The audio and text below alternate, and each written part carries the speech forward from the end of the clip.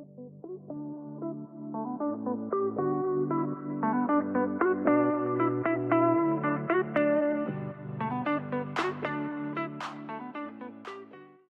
want to take a quick second to speak to a very specific mom. If you are listening to these conversations and these stories, and a part of you is thinking, I don't know how much longer I can keep doing this, I want you to know that I see you, I understand, I get it. And that feeling is not a weakness. It is a signal that something needs to change. And it doesn't have to mean walking away from your career in order to change it. That is exactly what a clarity call with me is for. It's a free conversation where we figure out together what's actually going on, what's getting in the way, and what a real path forward looks like for you specifically. It's not generic advice. It's not a sales pitch, just an honest conversation with someone who works with moms in this exact place every day. We'll get on a call. We'll talk about your situation. If I think I can help, I'll let you know. If I think there's another option that's better, I'll let you know that too.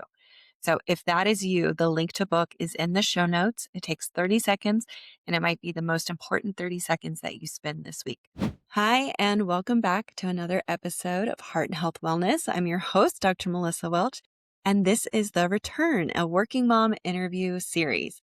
We are on episode 2 of this mini series, and I'm so glad that you're back. Just to recap, in case you're new and you missed last week's episode, it was with Terica. You need to go back and start there because it is such a good one. But if you're jumping in here, welcome. This series is about the real experience of going back to work after having a baby, the parts that nobody puts in the highlight reel. Every episode, I sit down with a working mom and we just talk honestly about what that transition actually looked like for her. Today's guest is Jess. Jess is a healthcare administrator working within a large hospital system in Colorado, a spin instructor, a family business marketing helper, and a first-time mom to her 9-month-old daughter, Charlotte, who goes by Chucky in their house, which I love. I think that's adorable.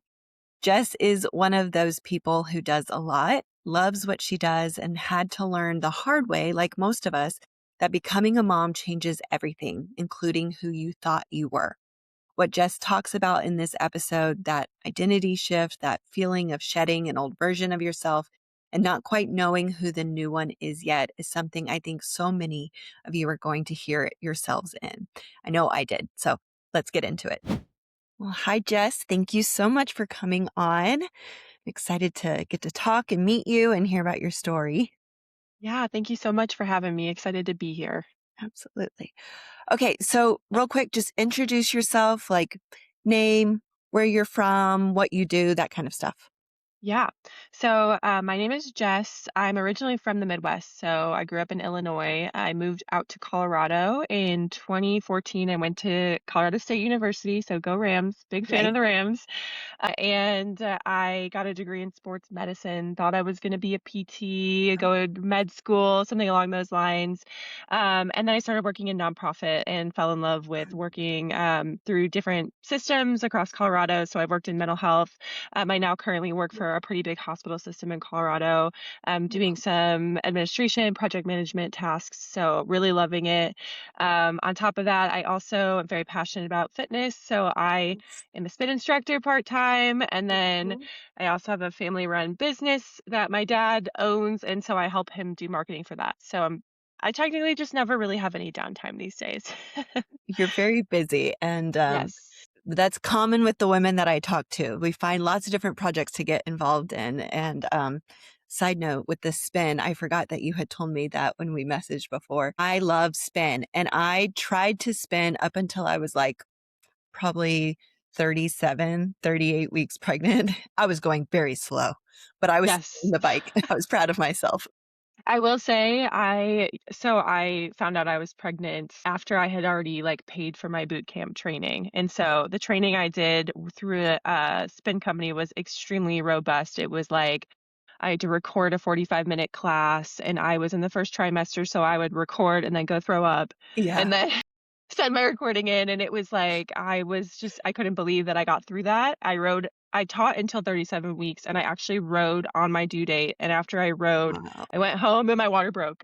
That's So awesome. I'm a big supporter of the spin. I mean, I definitely towards the end was not getting out of the saddle, I'll tell you that, but I loved just having that as part of my pregnancy with my first kiddo. It was just, like, so special, you know? So, That's awesome. I need to get back into it. I stopped whenever I had my son, and then the studio was farther away because I moved and all the things, but lots of excuses. I just need to figure out a way to get back on. oh, I get you. Okay, give us 2 like fun facts about you, things that people like might not know about you, something fun. Yeah. I used to play competitive volleyball. So growing Okay. up, I played junior Olympic volleyball, my senior year of high school and thought about going to play in college, but I am 5'11", which Okay. for my position, you think that's tall, right? But all the other girls that played the position, which I was a middle, were like 6'4", 6'5". So Jeez. I did not continue moving on and playing volleyball in college, but, that's definitely something that I think had really shaped my interest in exercise and wellness, Mhm. just growing up in a very intense, regimented practice schedule. So, I definitely love having that in my skill set. And then I used to play the cello. So I played the cello Very cool. from, like, 4th grade. You know, my mom signed me up, said, "You're playing an instrument, you're not Uh-huh. sitting around." And I played all the way through high school, and I won the Orchestra Spirit Award my senior year. That's So, yeah, awesome. it's something You're I a really very love. well-rounded individual. I love it. I try. I will say I think I could get back into some of those things again, but if there were 48 hours in a day, that would be perfect. Right. It's just That we're would so be nice. limited.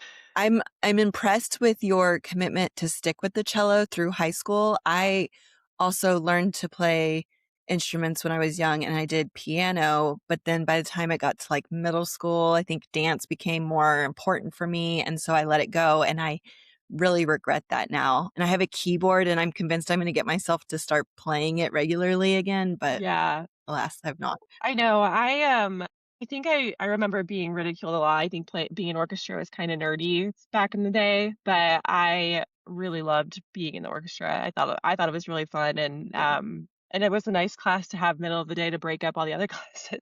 Yeah, absolutely. No, I think music is underrated and yeah, young people don't get it. And then you get older and you're like, I fully embrace that I'm a nerd now. It's fine. I just own it for what it is. But I think that's pretty cool that you did. Okay, tell us Yeah. about your baby. How old are they? What are they Yes. into now? Yes, I'm obsessed with her. Her name is Charlotte. Charlotte. Charlotte is she goes by lots of different names. Right now her nickname is Chucky. So we we call her all sorts of things. I feel like she never really gets called Charlotte in our house. She's my first obviously, so I think just big transformational experience. We are now officially 9 months out. So we Okay. did the 9 months in, we're 9 months out. She'll be 10 months in a couple weeks. So I feel like I just started really enjoying it. I know that Mhm. sounds weird to say, right? But I mean, I'm in a phase of life where all my friends are having kids right now. My Okay. best friends' kiddos are, one is 1 year older than her. My other best friend's kid is 2 months younger than her. So we're all kind of in it and we all have our own perspective of that. Yeah. But yeah, it's been great. She is in daycare 5 days a week. So she's thriving. She's so social. She loves other kids. She loves to smile and play, and she's just always been very socially aware. I swear she came out of the womb with her eyes open. They tell you when they come out that they sleep, they have that blissful sleeping period. Mhm. She was just staring at the world when she when she Taking came it into the all world. in. And she's just always been that way since then. And her big thing right now is she loves music. So we do her favorite song is Five Little Ducks. We sing Oh, that yes. song Hmm. all day long. She has Over a and little over. ducks. Yep, duck stuffed animal. She knows how to say quack, quack, quack. So it's been definitely a long road to get to this point, and it still has its struggles for sure. I would say sleep is really hard for us right now. So Okay. that's really where what sticks out to me the most is how hard it is to function on such little sleep. Very little sleep and disrupted sleep too. Like even if you got cumulative 8 hours somehow, it's broken up constantly. So you're not getting that good deep sleep. But yeah, Yes, yes, it's very challenging. it is. Well, that's cute. We definitely sang that song a bunch. We watched a lot of Miss Rachel and an appropriate amount. I shouldn't say a lot. We watched an appropriate amount of Miss Rachel. And once they can start singing and stuff, it's so much fun. Mine, by the way, is almost 3. He'll be 3 in June. It goes Oh really, my really fast. gosh. But It does. They weren't kidding when they said that. But in the moment, right, it feels like, when will this hard stuff ever end? And yes, then you just trade your hard. You know what I mean? You trade yeah, one hard thing for the next. Like, I remember when she was first born, just that fear of like even leaving the house.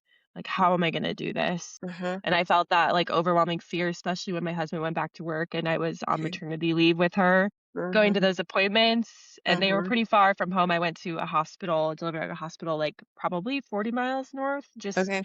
because I really liked that hospital, and that was in my college town, and I Yeah. just really preferred that level of care.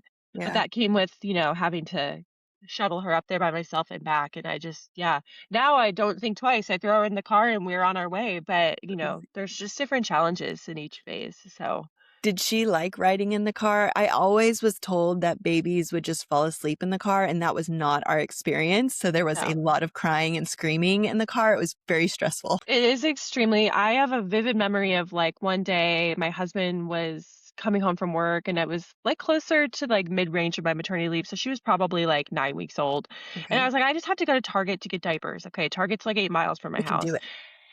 Oh my god, I stopped 3 times because she started crying so hard, I thought that she was gonna throw up, and then I we stopped 3 times on the way there, she cried the whole time at Target, and then basically cried all the way up till when we got in the driveway, and then she fell asleep.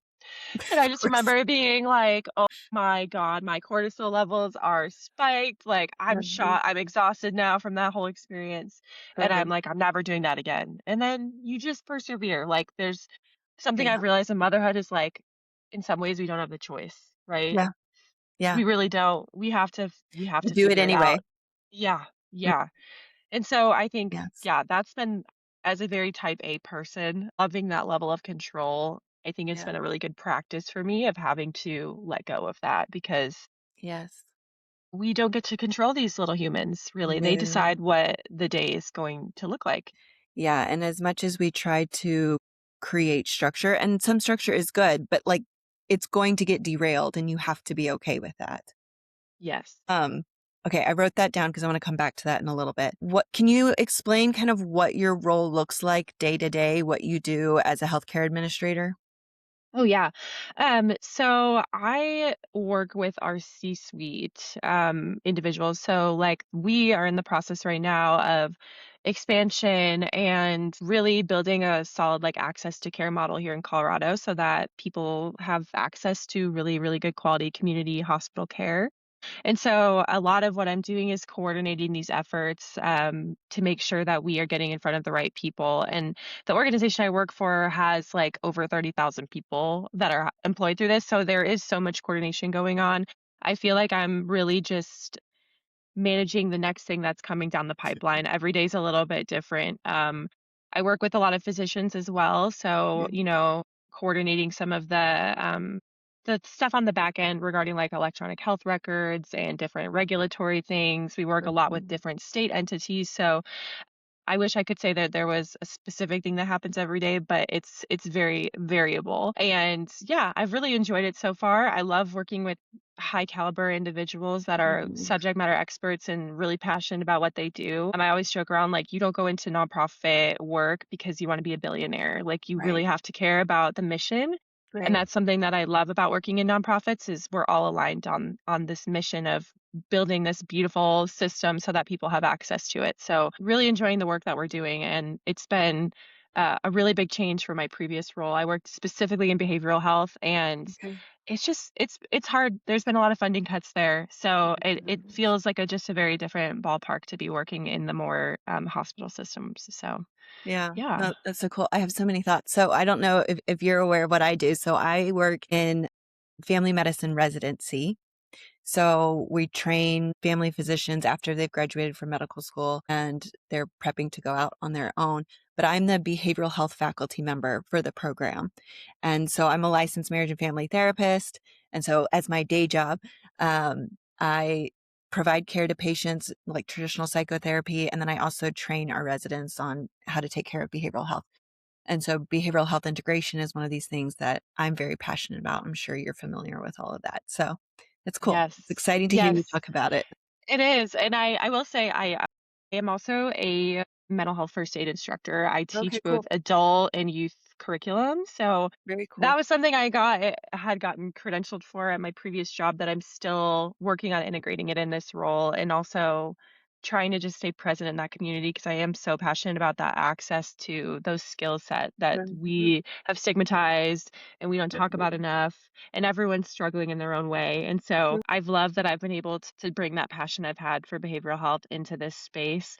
And then also work with people that are working at the top caliber of that level, like you're saying, working with physicians and Mhm. in that arena, like how can we integrate that into the care that we provide every day? So I Yeah, love it. I love the cool. the connections there. It's exciting. Before we go any further, I want to tell you about one of my favorite finds as a working mom, and honestly, as someone who loves giving a really good gift to another mom.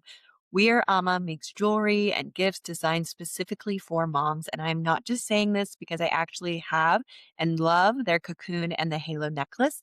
And I reach for both of them all the time. They're beautiful, they're meaningful, and they feel like something that you actually choose for yourself rather than something that just ended up in your cart at 11 p.m. because we all know what that's like. They have so much more than what I personally have. Their new mama bundle is a wonderful gift if you know someone who just had a baby, great for a baby shower gift. And they just dropped a beautiful new color called Rose in the cocoon, which I'm very into. They have a new half moon necklace too that's on my wish list. And there's truly something for every mom over there. So you can shop everything at wearealma.com/Melissa, or you can use the code Melissa for 15% off of your order. And that's on top of any sales that they're having already. Full transparency, I do earn a small commission when you shop through my link, which helps keep this show going. So thank you in advance if you do. And let's get back to the conversation. Okay. So how long were you out for maternity leave? So I was out for 14 weeks and then Okay. I went back part-time through the end of the year. So Okay. Nice. yes, I've Maybe. finagled Was it that. nice? Yes, it was really, really hard. When I look back, I mean, I loved being home with my daughter, but it was very isolating, and I think a lot of women have had that similar experience, unless you have family nearby, which my husband and I do not. You really have to build your village and be comfortable asking for help, 2 things that I think are very hard to do when you're freshly postpartum. Yeah. I remember being very overwhelmed with the idea of putting her in daycare, Mhm. and very terrified of, like, her getting sick and, you get on certain algorithms when you're on social media too of, like, Mhm. kids don't need to be socialized till they're 3 years old, putting them in daycare is a disservice to them, and so you're fed all of this rhetoric every day too that just Yeah. builds that fear and that fear-mongering that you have as a first-time mom, so I Yeah. would say that it was, very beautiful, and I'm extremely grateful for the time that I had, but I also think it was nothing could have prepared me mentally for what that experience would be like, so, Yeah. No, yeah. before we get there, because I want to talk about what it was like once you got there, but just the piece that you just said about that mentality of building up for it, of the social isolation, especially for those of us who have been in careers where we're so social and working with other people all the time. We're used to that. And then suddenly you're at home with this infant that you love so much, but they don't communicate with you at all. And they're very demanding. Yes.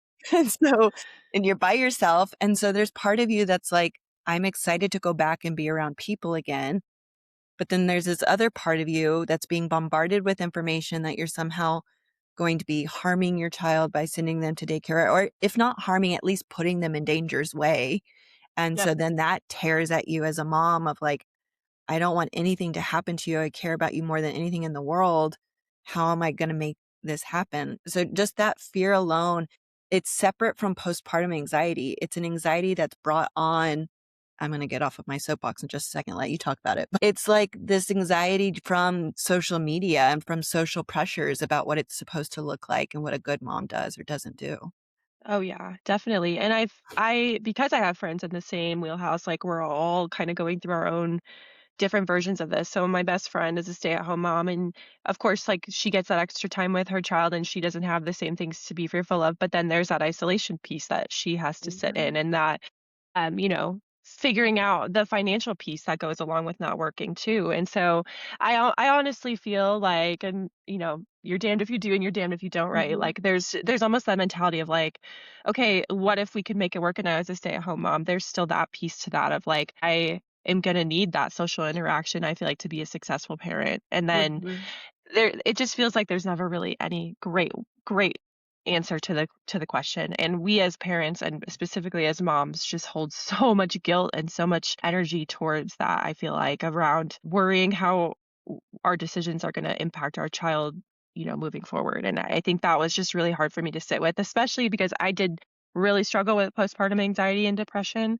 I Mhm. really, really I knew I was going to be honest. Like I'm just one of those people. I've always really struggled with anxiety and Mhm. the coping skills that you have before you have kids. Like for me, it was working out and going for Yeah. walks and getting out of the house. Yeah, those things don't really exist Oh, anymore. So you have to rebuild that from the ground up, these new coping skills. And I yeah. think I'm just now finally finding a groove with that. And Yeah. in 9 months postpartum, so it's been a journey. So when I said just a second ago that it is different from postpartum anxiety, it's a different stressor. Would you agree with that as someone who experienced those things? Oh, yeah. I mean, Okay. I think that anyone would feel anxious about that transition. I don't necessarily think it's specifically tied to postpartum anxiety, but I do feel like for me, my postpartum anxiety presented as a lot of like insomnia, like not being able to Mm, fall asleep, not being able to turn my head off. So my mm, head would immediately go into that space around worrying about that specific transition in life. And so I do feel like my postpartum anxiety drove that, yeah, into a lot more spiraling, but I do think whether or not I presented with postpartum anxiety, any general mom suffers from that anxiety of that transition. yeah. Okay. Just wanna make sure that after I said that, I'm like, "That's right." Okay, I was going to ask you, so when you went back and you said nothing prepared you for that, what was the biggest way that it was impacting you? Was it physical? Was it mental? Social? I think I mean, really all 3, like, I didn't realize how much my priorities changed. Like once, you know, when you're a go-getter and you're really busy and you have all of these things, like you prioritize all of these things. Like I feel like I would put all of myself into my work and I was really passionate about Mhm. making sure that that was apparent. And now it's like I'm clocking out at 5 p.m. Like I'm out of here.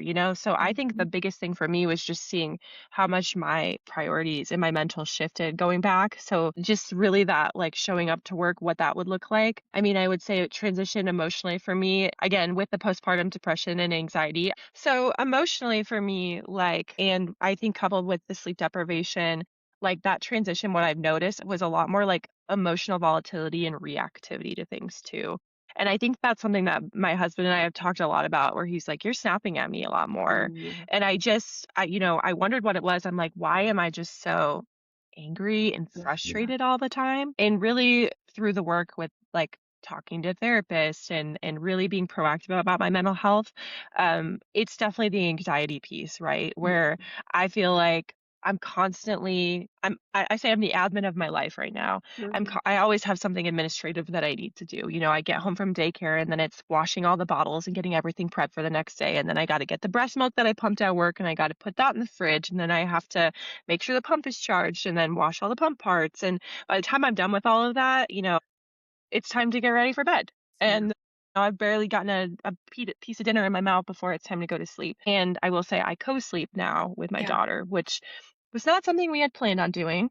Let's talk about that. Yes, and the reason that we landed in this is because we were doing, like, the bassinet in our room the first stretch of the night, and then after that, for first long stretch, I would put her in bed with me, and it was just, I feel like that's pretty typical. A lot of people I talk to kinda similarly Mhm, were doing that. I didn't feel ready to sleep train until when she started daycare. I'm like, "Whatever we start doing is gonna get broken because daycare is gonna change how sure. this routine that we have is gonna look. So I don't wanna, like, get married to anything and then be disappointed when we have to redo it all over again. Shortly before we started daycare, she got her first cold, and I was miserable for her, and I just wanted Mhm, her close by because she spiked a pretty high fever and really struggled with that first illness. And mhm, so I had her in bed with me fully. That was, like, mid-December, and mhm. it's been that way since. Yeah, it works Um, for y'all and you love it?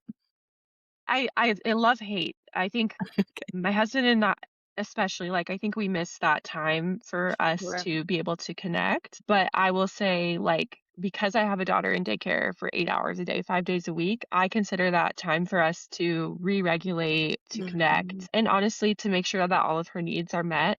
I really mhm, want her to know that, like, I'm there, And it's Mhm. not no shame to anyone that has sleep trained. Mhm. I know people that have found great success with that, and their kiddos sleep through the night, and they're the happiest babies in the world, and I Yep, am elated for them. We yep. tried sleep training one night, and it made me cry, and it was horrible, and I just feel like, maybe in the future, once we have a better gauge that she's getting what she needs, through the day. I think with the breastfeeding and the bottles at school, we've always struggled with bottles. She's not the best bottle taker. I worry about her not having enough, and so I Mhm. like to be available if she needs more. Yeah, So, absolutely. Well, yeah. I think you described it perfectly of why a mom would make that decision and how it's working for them and the challenges that are there too.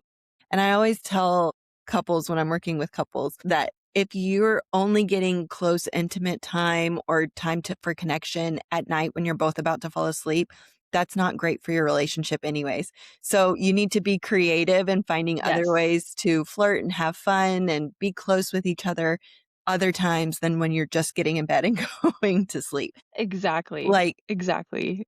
it speaks to the health of a relationship if you can figure out a way to make that work. The other Yes. thing is, I do not shame any mom for doing what she feels like she needs to do and what works for their family. And the reason when you brought it up and I said, let's talk about that is because I think I have heard through social media a lot of shame messaging about co sleeping. And it was also something that we didn't plan on. And then he got sick and he like needed to be propped up. So I was like holding him. And so then it just turned into a thing. And so it's just what worked for us. And so regardless of what a mom decides that they need to do, you do what works for y'all. And as long as baby is safe and it's working, like go for it. I know. I think that, a couple of weeks ago, I was really struggling with the sleep deprivation, and I just felt this like pressure because my best friend had just sleep trained her little one, where I needed to make that transition. And the night that we tried sleep training her, I think I went through, I joke around, like, I go through the stages of grief with the sleep deprivation. Like, first, you're so sad that you're not sleeping, and then you're angry that you're not sleeping. And then Mhm. you go to this acceptance phase of, like, okay, this is not forever. Like, this Mhm. is what this child needs right now. Like, Mhm. biologically, most babies don't sleep through the night. Like, that's Mhm. normal. And Right. I think that acceptance of like I'm not ready to sleep train and I need to accept that like if this is the path that we're choosing to go with her, I need to be okay with knowing it's not always going to be an amazing experience, but we will get through it and I Mhm. think that just acceptance has made me feel like I guess more comfortable with the idea of knowing that I'm going to be sleep deprived for a couple more months. I don't know. Yeah. I think I was trying to force this ideology onto myself that I really Mhm. wasn't ready for. And I think that's just motherhood in general. You just get Mhm. fed so much information. When I talk to my mom, she's like, I feel bad for your generation because we didn't have any of these Right. things to worry about.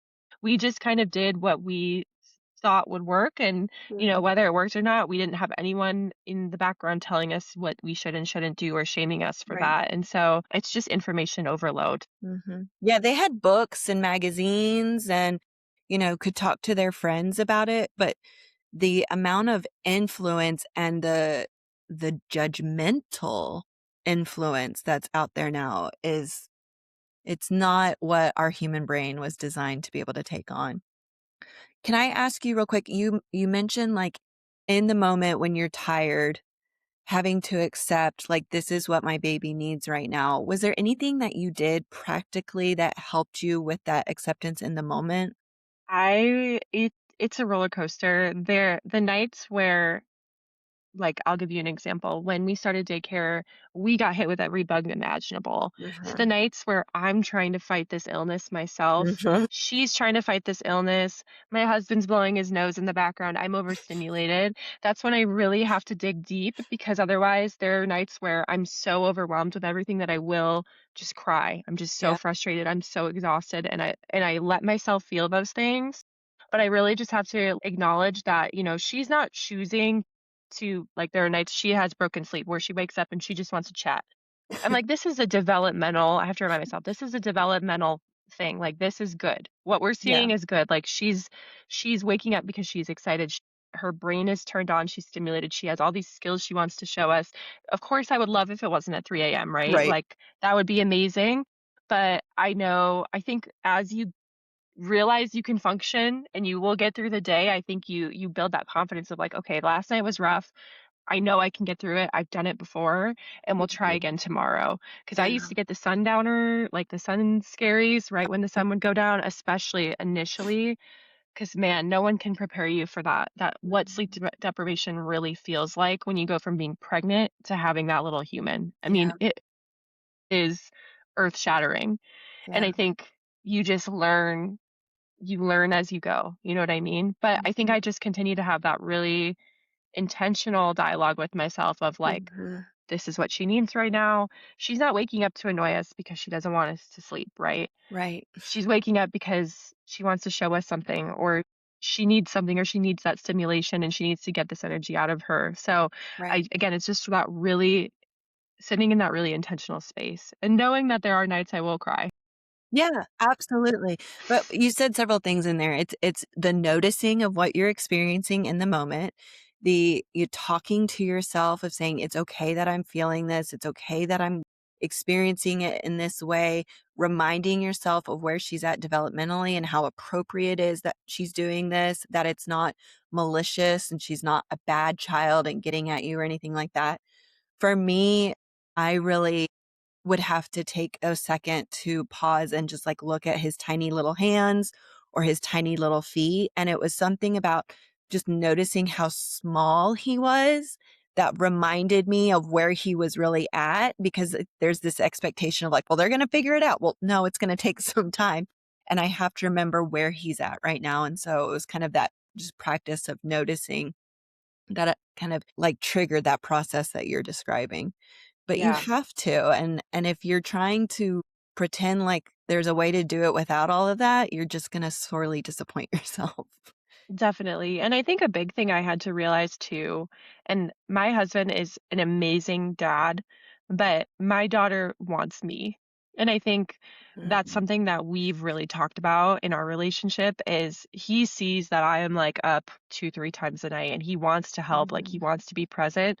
But there's some points where he just can't really do anything to help me, especially because we are breastfeeding. I'm like, Exactly. the idea of you having to get up and then you're heating up a bottle and now she's wide awake and then maybe she won't take the bottle and then she gets revved up and then I'm just awake too. So Right. I think we've had to realize that like you can have the most amazing support system and I do Mhm. feel very blessed that I do have that, but a lot of this comes from having to dig deep as a mom, and Yeah, that's the onus and responsibility that we have in that situation. And I yeah. think that was a really hard pill for me to swallow.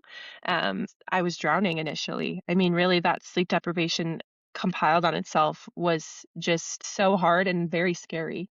Yeah, and I think trying to keep that resentment in check on our part is it's hard, but you have to do it, and the husbands who are wonderful, they have so many other ways that they can support us, even if that's not the thing that they can do, right? And Yep. especially for those of us who were breastfeeding, like, there's not much you can do. So find other ways to help me feel supported and, get the things together in the morning and or pack the lunch or the bottles or whatever. Like, there's so many other ways that they can be supportive, but when it comes to that sleep deprivation, like, it does affect us in a different way. Yeah. It's biological, like, it's down to the compounds that are firing off in our brain. It's funny because last night, he's like, "I finally got a great night of sleep," like, "Oh, it feels so great." And in my mind, I'm like, "Check yourself, don't roll your eyes." It's like, "I can't That's relate." wonderful, I'm so happy for Yeah. you. I mean, and in some ways, I am glad that we're sleeping, but that I told him, I'm like, "That's awesome. That means you get to pick her up from school. Maybe you can go for a walk with her, and then I can have a couple minutes back in my day to Yeah, just dissociate for a little bit. So, exactly, exactly, and not even nap because you, like, want that time for other things, but yeah, oh, yeah. that's That was really hard for me too initially. I remember my mom was out, my mother-in-law, they're like, "Go take a nap, we've got her." And I would just lay in bed staring at the ceiling like, "I just wanna be with my baby." yeah, Like, it was so hard for me to nap, to take a break during the day. There's very mhm, rare that I was able to sleep during the day, just because I felt this, like, inkling of, like, "Oh, I don't wanna miss anything, and there's so much that needs to get done." And I think in hindsight now, as we think about having another kiddo in the future, mhm, like, there's so much that I know will be okay that I can Mhm. let go of another layer of control because I know things will be okay. Like we've Yeah. become more seasoned in what we're doing. And so I definitely think I'll be able to give myself a little more grace now that I've Yeah. gone through like round one, you know? Yeah. It's cherishing the moments that you do have together instead of forcing yourself to feel like you need to be there for all of it all the time. But it's Yes, hard. exactly. It's so hard, it's so hard. I mean, even, we're starting to get close to crawling, and there's this, like, in my head, I'm like, "It wouldn't bother me if she started crawling at daycare." Mhm. But then the other night, I was up thinking, like, I would be so sad to miss her first crawl, and Yeah. so you're just I what I've found that I'm really surprised by is just, like, how devastating motherhood can be sometimes too. It's, Mm. like, the most joyful, incredible experience and so hard and also just equal parts devastating because I don't think I was built very well for the newborn phase. Like I really, really struggled with the newborn phase, but I also don't want to wish that time away. And now she's just Yeah. growing and growing and growing. And so it's just a very interesting space to sit in every day of like, wow, I'm so sad watching you get bigger, but I'm so elated to see all the things that you're doing every day. Yes. And I just, yeah, that feeling, it's described to you. Our parents always say, "I remember when you were little," and Right. you're like, "Okay, mom, whatever." And now that you're in it, you're like, "Oh my god, they were right. This is so heartbreaking." Such a deeper appreciation for what they did as parents and just their experience and why they care about all your decisions in life and everything so much, and you're like, "Huh, I get it." Yeah, you really do. It's like a whole new yeah. The craziest thing is just like how I think it's healed my relationship with my parents in a lot of ways Mhm. because I think everyone goes through that experience with their parents where there's maybe like resentment towards something or like something that you wish they would have done differently. But then when you're in it, you remember I'm 30, like my mom Mhm. was exactly me at 30 trying to do what I'm trying to do right now. And I Yeah, think it makes me understand like, wow, she was just living life for the first time too, and I should yeah, probably be a little bit more understanding. yeah, it's a definite perspective shift. So Yeah. one of the things that you had said, I don't know if you wrote it down when we were talking before or what, but you were talking about that identity shift and you alluded to it earlier when you said like no one prepares you for that change. Can you talk a little bit about what that identity shift was and like when you realized it was happening and what that looked like? Yeah, I think that I only really feel like I've sat in it recently. Like, I just think the idea of being someone's mom feels so foreign, even when that little human's already here. It just doesn't feel real. I think I really started to feel it when teaching spin and doing all of these other things, like I was less present in those spaces and more tied into this like new little world that I'd created. And it felt like a shedding of this old persona of me of like, I would always be in the gym and I'd always be with the girls in that community, or I'd always be at work and I'd always be going to dinner with coworkers and doing things. Like I think that detachment piece from that identity was really, really hard transition. But now that I feel like I've detached from that and transitioned comfortably into this new space, this new identity that I have feels like a softer, like more understanding, more playful version of myself, I guess. I don't really Oh, I even know like how else to that. describe it. It's just like I feel like sometimes I would come home and I would just scroll, and now I just feel so much more intentional. And granted, I could scroll less at night once she goes to bed, and I'm not perfect around that area, but I just feel like all I want to do is create like these beautiful experiences with my family and with her. And the idea of scrolling doesn't even cross my mind when I'm with her. Like we're just playing, and I'm watching her grow and her watching her imagination soar. And so I do feel like just a more present, playful version of myself before. So I love that present and playful. I just love that so much. Okay, so now I have a thought going through my mind. I'm going to spit it out and then you can tell me what you think. So it's interesting because I'm only a few years older than you. I'm about to turn 35 in May. Our generation grew up with social media starting in like high school, college age, right? And really like just changed how we view the world in a way that's different than what our parents experienced. And so we're constantly on watching everyone else. And then there's something about when you become a mom, this present and playful part of you comes back that has been suppressed through social media, maybe. And so it's like that part of you is allowed to come back and grow again. I don't know. Is I that definitely resonating at resonate. all? Yeah, I resonate with that, but I will say I've also felt in the same breath of feeling that, I also feel this new layer of, like, insecurity in some ways that I'm Mm, not as present in other spaces that I used to be. yes. And so I'm still learning how to balance that of like, I care a lot about the people that I was around a lot previously, like what their thoughts are. Like, do they think I don't care? Do they think I'm not as Mhm. passionate about these things? Mhm. And I constantly grapple with this idea of like, I love this bubble that I'm in, this life, this like playfulness, this joy that I experience with my family, but I also want people to know I still care about the things that I was doing before, but I'm Yeah. just learning every day how to balance that. So I Yeah. think that's a new thing that I've really learned to experience. And with social media, you know, you see these I mean, I sometimes think I'm a super mom, but then I see these other moms who are like bringing their kids to the gym and they're lifting and they're doing all these things and I'm just like, could I be doing it all even more than I already am? And so then there's that added pressure there. So I Yeah. think in some ways like yes, and, right? I do think that it can be really hard to compare yourself Absolutely. and again, I think it comes with the layers of shedding that you have to do as you step into this new role. Yes, it's figuring out what's important to you because the ones who are doing that, taking their kids to the gym with them, that might be the most important thing to them, which is fine. But I think you have to figure out, like, what is the most important thing to me? Like, for me, it's sitting on the sidewalk with chalk or bubbles in the evening when we have 2 hours together. Like, that's the most important thing for me. So and just so you know, Jess, when you told me about what you do and the kind of work you're doing and all of that, like, that passion comes through so clearly to me. It is so obvious that you love what you do and you find it exciting and you like the people that you work with. Like, that is very clear when you talk about what you do. So I see that passion is there, but it's also okay if that passion isn't as big as the passion of being mom. You know, Yeah, it doesn't minimize the passion that you still have for your work. You can have both, and it's okay that this one is higher right now, and then yep, maybe later it'll change again. But right now, your relationship with Charlotte's the most important thing, and that's yep. okay, you know? And I think I create a lot of that, um, like, I don't actually think people around me are thinking that. I think it's my own perception of that, Yeah, you know what I mean?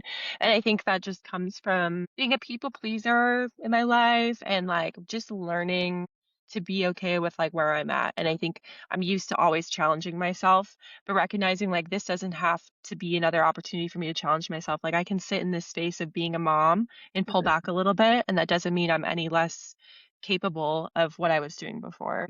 But I sit with those thoughts a lot, and it's definitely something even my husband's like, "You are so hard on yourself. You need like." I a couple weeks ago we did this like social media where we like recorded our spin class and we were recording it stuff for social media. And I was so anxious about getting up there in front of the camera and getting recorded. And then afterwards I was beating myself up like, oh, I could have done this differently. And I wish I didn't, you know, pause here. And I was so nervous. And you know, I just felt like almost left behind because everyone was accelerating and, like, doing so Mm, well, and I felt like I struggled, but I think that's, again, my own interpretation of, you know, having been so detached from the studio where I was normally riding there 3 days a week, and yeah, now it's lucky if I get 1 day a week there. yeah, I think again, learning to give yourself grace as a mom, I think is probably the biggest challenge that you face because yes, it's just a very I can't even describe the transition. Now that I have friends going into motherhood, I don't wanna scare them, but I also am like, I want you to know that this transition transcends anything that you can imagine, you know? So, yeah. So that's an interesting thought of not wanting to scare them because I definitely feel like nobody talked to me about that identity shift that was coming. I'd felt completely unprepared for that, and I think from talking to you, you could agree. So how do we prepare women who are about to become moms? Um, what do they need to know? it's such a delicate balance around not wanting to be that person that's, like, giving unsolicited advice and Right. knowing that everyone's experiences are gonna be so different, and it Yes. starts from, like, labor and delivery, right? Like, I Right. had a very chill labor and delivery. Right. I went into labor Good. on my due date naturally. I had her Wow. 12 hours later. I know, it was very like, going into it was very chill. I didn't have a lot of that physical recovery that I Okay. think can really impact someone's first experience as well. Yeah. So I try to go in with that thought of like, okay, like, you don't really know until you're in it what that's gonna look like. Because 'cause I've had friends that have had C-sections, and that looks vastly different recovery-wise and what you're capable of doing, and how much support you have to help you through that recovery, and there's just so many pieces there. But what I try to just, like, keep front of mind is to, like, frame it in a positive way and also be depending on your audience, like, make sure, like, "Hey, if you ever wanna talk about it, I'm happy to give you advice. I just don't wanna share this as my unsolicited advice." That's usually how I try Yeah. to frame it right away. Because some people don't Yeah. they don't want that, they wanna go through on their own, and that's totally fine. If they're willing to hear it, I think one thing I just really wanna talk about is the sleep deprivation initially and what that does and, like, that transition, and so I always just say, like, I made the mistake of not really resting a lot before I gave birth, Mm, and I think that impacted how tired that I was going into, like, after having her. I wish I would've, like, really taken it slow, like, 37 mm. weeks and on, and not gone felt like I had to get so many Teach things a class the done. same day? Teach a class, or yeah, I wrote a class the same day. I also was, like, planning a bunch of, like, events at my previous job, and I was on my feet. Mhm. I remember my ankles were so swollen. I Yeah. had my husband on speed dial in case I went into labor during these, like, last couple of weeks. Like, I wish that I really would have just Mm, put myself first and prioritize myself, take care of myself a little bit more because you shed that when you become a mom. Like, it's really not about you right when that baby comes because you're so focused on yeah. and fearful of keeping this little person alive. So I Right. think just like really watering and filling your cup before you have your baby, I think can make that transition maybe feel a little easier. Again, I wouldn't know because I didn't do that, but that would be, Yeah. I guess, in hindsight, what I would recommend to somebody. No, that's good. Just random question. Jess, do you happen to know what your Enneagram is? Are you familiar with the Enneagram No, personality? I don't Okay. have it, but I will take my Enneagram after this, so you can share that I after the want you to fact. message me when you do and tell me what you are because I have a good guess, but I'm not gonna put that out there. I don't wanna Yes. influence I don't you. know if you're also into astrology, but I am like a Pisces sun and a Okay. Pisces moon. Like, I'm all Pisces. I'm definitely someone who's, like, very emotionally driven and, like, very and again, I try to be driven by my emotions in a rational way, and Yeah. that's the balance that I'm also always teetering between, is, like, trying to not let my emotions overcome it, but I am someone who feels everything very deeply, and I like to Mhm. analyze things a lot, and I think that can be a good thing and a not so good thing. Yes. It's good to be aware of the challenges, right? That way you can do something about it. Yeah. Okay, so she's almost 10 months old. You've been back for about 6-ish months. So, do you feel like you have a new normal? You've said you're kind of like getting to a place where you can enjoy it more. You still figuring it out? Where are you at? So I would say that this is like a unique situation because I started in this new job in January. And so, like, start of January, she started daycare. And then 1 week later, I started the new job. And That's tough. so Okay. it was a very big transition, not only like leaving my previous job that took really great care of me while I was pregnant and while I was on Mhm. maternity leave, and then letting me come back part time. And then I Yeah. started in a new role, but then also shedding that level of control again, having her within daycare, um, Mhm. entering a new realm of like drop offs and pickups and making sure she has everything she needs and then pumping at work. I think Yeah. now I'm finally getting into a routine with the pumping at work and stepping out and finding, Okay. like, that space for that, and then, getting used to the new interactions in this new job with my coworkers and kinda learning what that looks like. I think that was a big part of finding a groove. I think now too that we're out of respiratory season, that's been a little bit better for us because there's not these calls from daycare about RSV going around and all the other things Yeah. that, pique the anxiety.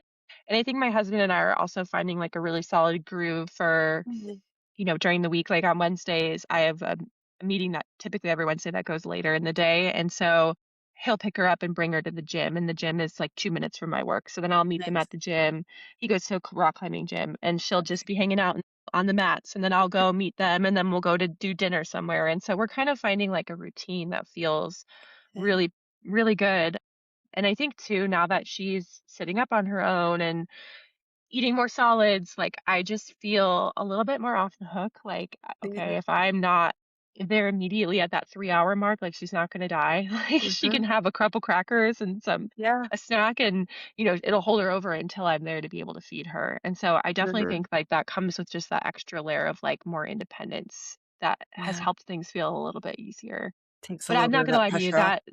new job and daycare, don't recommend doing that at the same time. That was extremely difficult with how sick we had the stomach bug 3 times since Uh, she started daycare. We've had, like, 4 colds, and it's just been a really, really tough transition for both my husband and I to adjust to that, so, yeah. those daycare sicknesses just hit one after the other, and it's like just when you think you're gonna be at a place where it's calm for a while, another one gets you. It's like, oh, Or she won't be sick, but she'll get one of us sick, and yes. then that affects it because we co-sleep, so then if my husband's up coughing, and again, I try to get him to go to the guest room, but then he's like, "Oh, I wanna be by my family."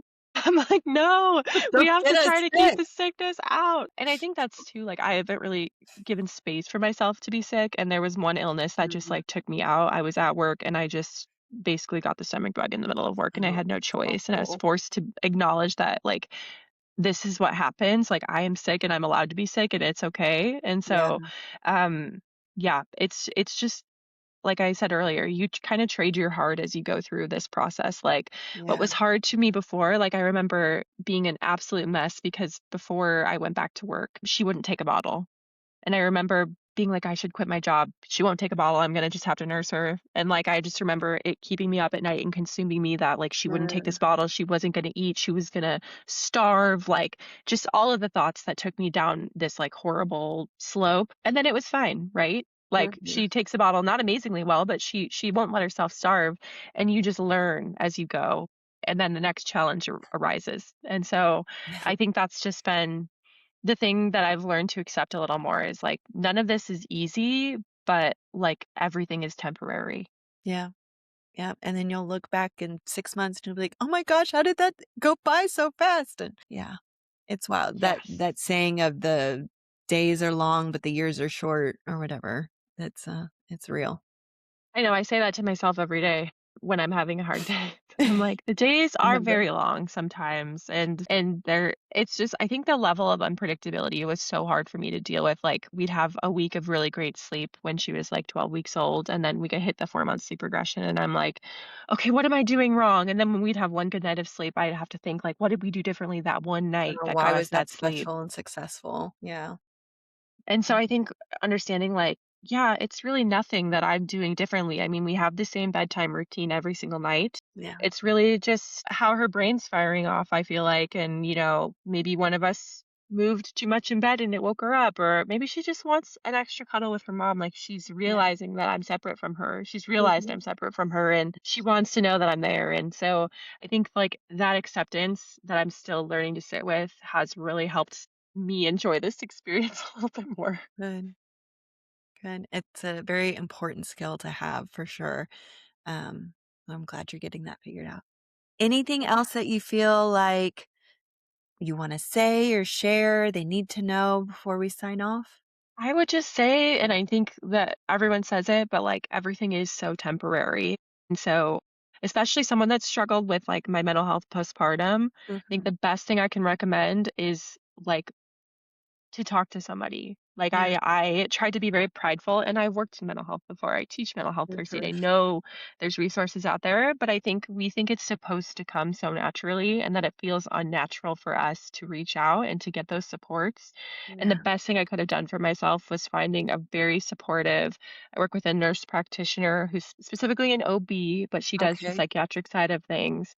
And I Nice. think just having that person who's sits in that space of maternal delivery, matrescence, like all of those Mhm. things, really helped me feel like supported and understood and heard. And I just think Good. having a care team that can hear you and understand you and be willing to work with you and come up with a plan that's going to work, like it just unlocked this feeling of like care for myself and like a deep breath of fresh air. And so I just say that because I think we try to again, we think it's supposed to come naturally and we're not supposed to need all this help and that we're broken, something's wrong with us. And it's, I don't think people realize just how much your brain is changing, how much your body's changing, and Absolutely. that help is there. Yeah. Oh, that was good. Thank you, Jess. Well, this has been Yeah. wonderful. Thank you so much for coming on and for Yeah. sharing. And I know there's going to be a lot of moms who listen to this and are like, yes, and totally, totally feel the same way. So that's good. Do you share your journey on social media? Do you have somewhere where we could find you or follow along? Yeah, I joke around, my husband's like, "You should be an influencer because you love to talk." And I'm like, "I don't think I'm really, like, built for that." It's just another task I'd have to add to my list to Fair. edit videos and share my life and whatnot, but, I do post a lot, and I try to be post things that are on my mind and are relatable, and so I have an Instagram, it's _Jess_con_. So, yep, I like to post on there. I post about my spin classes when I'm subbing, when I'm on the schedule. Nice. So if anyone in Colorado wants to get on a bike and ride, I'm also always happy to plug that in there as well. I work for Cycle Bar in Westminster, so I'll give them a little shout out because they're fantastic and Nice. um would love to help support people in that journey as well if they're wanting to get into wellness fitness space. But really appreciate your time and glad to share my story. I'm just one of many, so glad to be able to get on here and talk about my experience. Well, one of many, but everyone is a unique experience and has something special to share that can touch somebody else. So thank you for Yes. sharing. I appreciate it. Yes, of And I'll course. put your handle down in the show notes. And then if you have a link for Cycle Bar, you can send that to me and I'll include that as well. But Okay, either way, thank you awesome. so much. Thanks, Melissa. I just love talking to Jess, and I think that conversation is going to stay with a lot of you. So let me pull out a few things that really stood out to me. Takeaway number one, the identity shift is real and nobody prepares you for it. Jess described it as a shedding, letting go of the version of herself that was always at the gym, always with her work friends, and always on. That detachment is painful, even when what's on the other side of it is really beautiful. You're not losing yourself. You are becoming someone new, and that takes time. Takeaway number two, going back to work and starting a new job at the same time is a lot, like a lot. And Jess did both in the same week, a new role, new daycare, new everything. And she was honest that it was one of the hardest stretches of the whole season. If you did something similar and it nearly broke you, just know that that is not a weakness. That is just a genuinely hard thing to do. Takeaway number three, postpartum mental health support is not a luxury. Jess works in mental health. She teaches mental health first aid and still had to push through her own pride to get support. She said the best thing she did for herself was finding a care team that actually understood the maternal side of things. If you are struggling and haven't asked for help yet, this is your sign to do so. Takeaway number four. Everything is temporary. She said it and I mean it. The hard parts are temporary. The season that feels unsurvivable right now will become the season that you look back on and think, I can't believe I made it through that. You will make it through it. If you need help making it through, ask for help though. Okay. That doesn't mean you have to do it on your own, but you will get through this. Takeaway number five, being present and playful is its own kind of coming home. Jess talked about how motherhood has made her more intentional. There's less scrolling, more chalk on the sidewalk, more watching her daughter's imagination light up, and that softer, more present version of herself. She's not less than who she was before. She might actually be even more. Hey, I want to pause just for a second. If you've been listening to these stories, Terica's, Jess's, and any of the women in this series, and something in you keeps saying, yes, that is me. I feel that too. I want you to know that I hear you and I'm building something just for you. It's called the Calm Mom Workshop. Calm stands for clarify, alleviate guilt, leverage capacity, and maintain alignment. It's the exact method that I use with my private coaching clients to help working moms stop feeling like they're failing at everything and start actually feeling like themselves again. The workshop is 2 days. It'll be live on Zoom happening late summer 2026. We're going to go through the whole method together, the identity piece, the guilt piece, the practical day to day piece, all of it. Registration isn't open yet, but I want you to be on the wait list so that you hear about it first and get early pricing when we do open it. The link is going to be in the show notes. It takes about 30 seconds to get yourself on that wait list. Go get your name on the list and then come right back here. If this episode resonated with you, I would love it if you'd follow or subscribe wherever you're listening on Spotify, Apple Podcasts, or YouTube so you never miss an episode of The Return. And if you know a mom who needs to hear this, share it with her. That is genuinely the best thing you can do for this show and for her. And if you have a minute, a review means the world to me. I really do appreciate it. It helps more moms find us, and that's the whole reason that we're here. Next week, we hear from Maddie. She's a pediatric occupational therapist, a twin mom, and one of the most quietly wise people I've talked to in this whole series. She went back to work when her girls were 3 months old, switched roles at the same time, and has a perspective on missing milestones that honestly made me emotional. You don't want to miss it. I will see you next week. Until then, take care of yourself and be well.